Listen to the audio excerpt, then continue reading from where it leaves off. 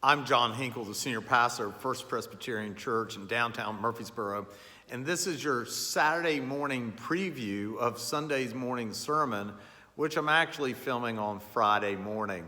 I hope you've had a great week. It's been a busy week for me, but one that truly has been a blessing, and one that I am grateful for. So this Sunday is Reformation Sunday.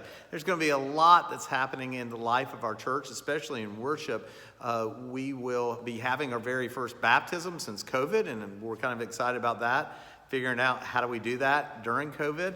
And we're also welcoming some of our young people and their families here as they take one of their faith milestones. And your director of children's ministry, Meredith Peck, has been really working hard on making this a meaningful experience for our children and their families. But this Sunday, as we end Reformation Sunday, we're going to end our series of sermons that we have been doing reflecting on lines in the book of Confessions, which just so happened to be my favorite ones. We started out our series of sermons with really kind of the very first confession most of us have uttered, especially if we grew up in the Presbyterian Church, which is, I believe. Of course, I believe is how we begin the Apostles' Creed. I believe in God the Father Almighty, maker of heaven and earth. The second confession comes from the Shorter Catechism, which is, what is the chief end of man? But man's chief end is to glorify God and enjoy God forever. And then finally, Joyce preached a sermon I needed to hear, where she focused on the first question of the Heidelberg Catechism. What is our only comfort in life and in death? And that I belong body and soul to my Lord and Savior Jesus Christ. And then this Sunday, we're ending our series of sermons with the Declaration of Barmen. I won't go into the history of the Declaration of Barmen, only that just to let you know that it was written on the eve of World War II by the Confessing Church of Germany in protest to the state church in Germany that said that there was nothing within the Nazi platform that would contradict the Holy Scriptures or the understanding of what the church's mission is in the world. And out of that came the Confessing Church that said, well, wait a minute, that's just not right. That's just not right. And so a group of theologians, including Dietrich Bonhoeffer and Karl Barth, they sat down and they wrote the Theological Declaration of Barmen. In the line that we're going to focus on this Sunday are these words. Therefore, I said it was those words. Oh, sorry. We reject the false doctrine as though there were areas of our life in which we would not belong to Jesus Christ, but to other lords, areas in which we would not need justification and sanctification through him. You can tell this is, uncut, unedited. This is raw stuff. So I'm sorry that I lost my place.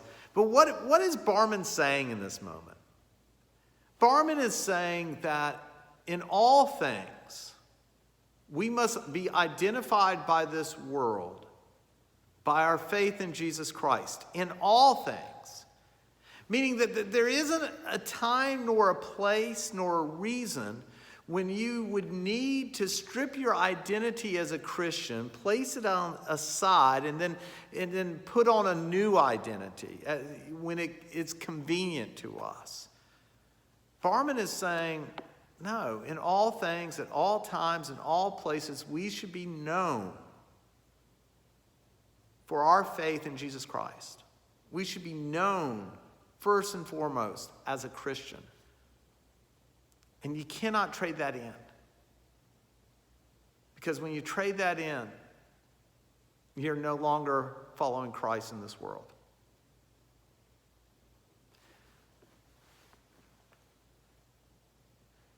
That's easier said than done. And I know that. That's a stretch if you think about it. And you would be right. But that's our calling. One of the, and we can't sing it, I wish we could, but one of the great campfire songs of my childhood, the one I love the most, is that they will know we are Christians by our love. How are you known by this world? How do your neighbors know you? James has cleaned the front porch of the... See? Raw and uncut. He's blown off the leaves on the front porch. My hope and prayer for you and for me is that they will know we are Christians by our love. Have a great day. I hope to see you Sunday. If not Sunday, I hope to see you soon.